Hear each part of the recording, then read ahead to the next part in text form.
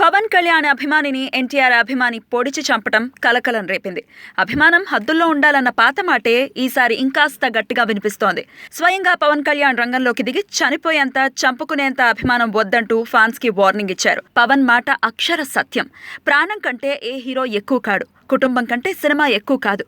అమ్మకి అన్నం పెట్టని కొడుకు కూడా తన హీరో సినిమా విడుదలవుతోంది అంటే థియేటర్ల ముందు ఫ్లెక్సీలు కట్టేస్తూ ఉంటాడు. ఇదెక్కడి అభిమానం? అభిమానులు మారాలి. సరే, మరి హీరోలు ఎప్పుడు మారుతారు? మేమంతా సఖ్యతగా ఉన్నామని పవన్ కళ్యాణ్ చెప్తున్నాడు. సరే, ఈసారికి పవన్ మాటలు నమ్మేద్దాం. కానీ వాటిని వీళ్ళు ఎప్పుడైనా బయట పెట్టుకున్నారా? ఇప్పుడంటే మల్టీస్టారర్ సంస్కృతి ఊపందుకుంది. ఇంతకుముందు అసలు ఈ వాతావరణం ఉండేదా?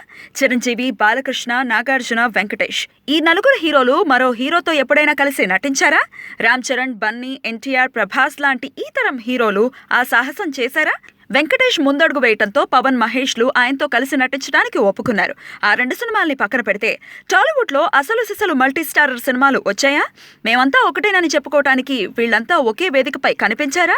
ఫలానా హీరో సినిమా 100 కోట్లు సాధించింది అంటే వెంటనే ఆ రికార్డ్ బద్దలు కొట్టేయాలన్న ఆత్రం మరో హీరోదే. అలాంటప్పుడు ఫ్యాన్స్ కొట్టుకోక కలిసి ఎలా ఉండగలరు? స్థాయిలోనూ ఇమేజ్లోనూ తనకు సమానమైన హీరోని మరో హీరో ఎప్పుడైనా పొగట్టం చూసామా? ఒకవేళ అది జరిగినా ఆ పొగడ్తలో కావాల్సినంత ఆర్టిఫిషియాలిటీ కనిపిస్తుంది.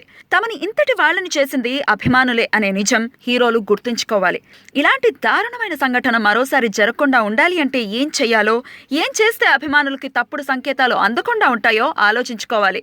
రికార్డులు, ఇమేజ్లు పక్కన పెట్టి కేవలం అభిమానుల కోణంలో నుంచి ఆలోచించాలి. అప్పుడే నిజమైన హీరోలు అనిపించుకుంటారు.